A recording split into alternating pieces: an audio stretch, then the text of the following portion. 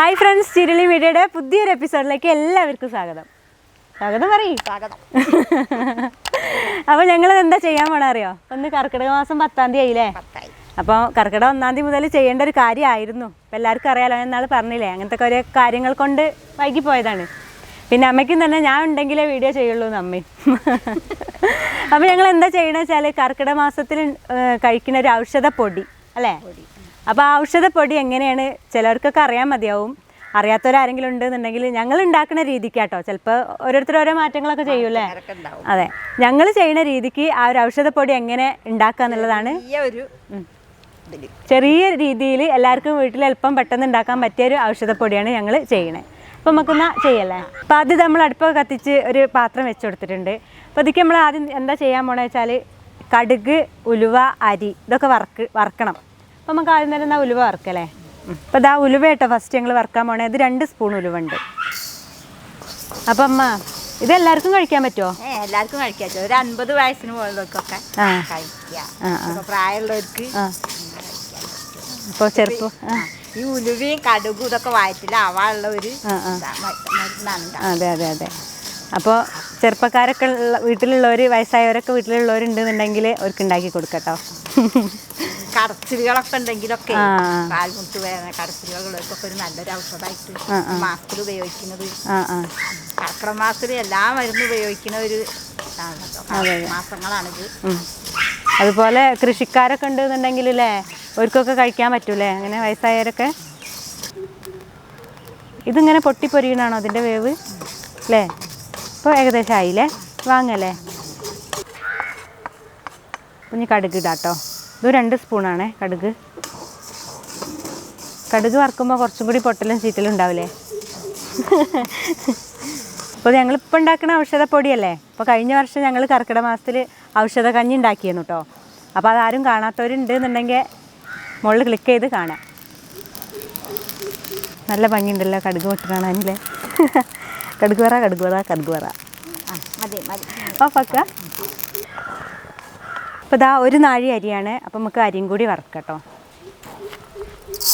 കുറച്ചിട്ട് വറക്കലമ്മ.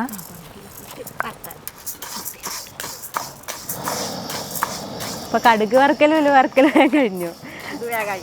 ഇത് വറക്കൂല. എന്താ അങ്ങനെയാവല്ലേ അരി വറക്കാൻ? ഇടയ്ക്കിടയ്ക്ക് അതാ എപ്പോഴും ഇങ്ങനെ ഇളക്കരുത്. എങ്ങനെ വല്ലാതെ ഇളക്കല്ലേ അറിഞ്ഞേ? Speed കൂടുണ്ടോ three? കുറച്ച് വറക്കല്ലേ? അപ്പോൾ അതാ അരി റെഡി ആയിട്ടുണ്ട്. നമുക്കിത് മാറ്റാം.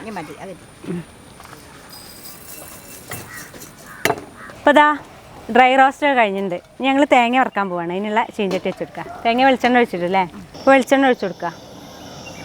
കുറച്ച് പോരെ? വെളിച്ചെണ്ണ ഇതാ ചൂടായിട്ടുണ്ട്. നമ്മളിത് ഒരു മുറിയല്ല കേട്ടോ, 1 തേങ്ങയാണേ. അപ്പം അമ്മ ഇത് വേറെ രീതിയിൽ ഉണ്ടാക്കുന്ന രീതി പറഞ്ഞു കൊടുത്തേ. തേങ്ങ ഇപ്പം ഈ തേങ്ങ വറക്കുന്നത് നമ്മളൊരു എളുപ്പപ്പണിയാണേ. അപ്പം ഇത് മണ്ണിൽ തേങ്ങ പൊതിയങ്ങട്ട്, അതായത് തേങ്ങ പൊളിച്ചതിന് ശേഷം മണ്ണോട് പൊതിഞ്ഞിട്ട് ചുട്ടിട്ട് കഴിഞ്ഞിട്ടാണ് പിന്നെ ഉണ്ടാക്കുക. അപ്പം ഈ വറക്കലിൻ്റെ ആവശ്യം വരില്ല. അപ്പം വെളിച്ചെണ്ണ ഉപയോഗിക്കണ്ട. അങ്ങനെയാണ് ഉണ്ടാക്കേണ്ടത് അല്ലേ? ഇപ്പം എളുപ്പത്തിന് നമ്മൾ തേങ്ങ ഞങ്ങൾ വറക്കുകയാണേ. അപ്പം അമ്മ എങ്ങനെ പറഞ്ഞു വെച്ചാൽ തേങ്ങ പൊളിച്ചിട്ട് ആ പിന്നെ ചിരട്ടയോട് കൂടിയിട്ട് മണ്ണോണ്ട് പൊതിഞ്ഞിട്ട് അടുപ്പിലിട്ടിട്ട് ചുടുക. എന്നിട്ട് അതിൻ്റെ ആ മണ്ണൊക്കെ തട്ടിക്കളഞ്ഞിട്ട് ചിരട്ടയൊക്കെ പൊട്ടിച്ച് കളഞ്ഞിട്ട് അതിൻ്റെ ഉള്ളിലുള്ള ആ കുറച്ചൊക്കെ കരിഞ്ഞുണ്ടാവൂലേ, നല്ല കനലിലിട്ടിട്ട് ചുടുക. അങ്ങനെ ആ ചുട്ട തേങ്ങയും ഈ ഞങ്ങൾ വറുത്തച്ച ഈ സംഭവങ്ങളൊക്കെ പാടെ കൂട്ടിയിട്ടാണ് പൊടിക്കേണ്ടത്. അപ്പോൾ ഇപ്പോൾ ചൂടാനുള്ളൊരു സിറ്റുവേഷനും കാര്യങ്ങളും ഇപ്പോൾ ഇവിടെ ഇല്ല. അതുകൊണ്ട് ഞങ്ങളിങ്ങനെ തേങ്ങ ചിരകിയതിന് ശേഷം വറുക്കുകയാണ്. അപ്പോൾ അതാ അമ്മ പറഞ്ഞ പോലെയുള്ള ആ കളറായിട്ടുണ്ട് കേട്ടോ. ഇപ്പോൾ വറവുകളൊക്കെ കഴിഞ്ഞില്ലേ? ഇനി നമുക്കിത് പൊടിക്കണമല്ലേ? അപ്പോൾ ഞങ്ങൾ പൊടിച്ച് കൊണ്ടുവന്നിട്ട് പൊടിയായിട്ട് കാട്ടിത്തരാം കേട്ടോ.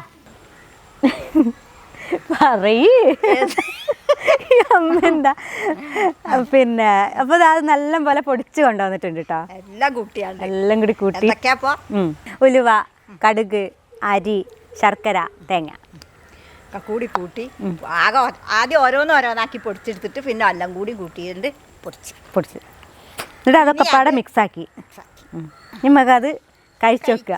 ഇപ്പോൾ ടേസ്റ്റ് ചെയ്യാനായിട്ട് ഇതാ ഒരാൾ വരുന്നുണ്ട്. വരൂ ഇയാളെല്ലാവർക്കും ഓർമ്മ ഉണ്ടാവും വിചാരിക്കണം. ചക്കട ഉണ്ടാക്കിയപ്പോൾ ചായ ഉണ്ടാക്കി തന്നില്ലേ ചെറിയമ്മയാണ് കേട്ടോ. അപ്പോൾ കഴിച്ചു നോക്കല്ലേ നമുക്ക്. ഇതേ ദിവസം രാവിലെ ഒരു സ്പൂണ് വൈകിട്ട് ഒരു സ്പൂണാട്ടെ കഴിക്കുക. മരുന്നാണല്ലേ. ഇതാണ് നീ അമ്മ നീ ഞാനും തോര കഴിക്കണ്ട നോക്കട്ടെ. ടേസ്റ്റ് ചെയ്യണല്ലോ. 50 വയസ്സിന്റെ മോൾക്ക് എന്നൊക്കെയാണ് പറഞ്ഞതില്. എന്നാലും ടേസ്റ്റ് ഒക്കെ ചെയ്തു ഇവിടെ.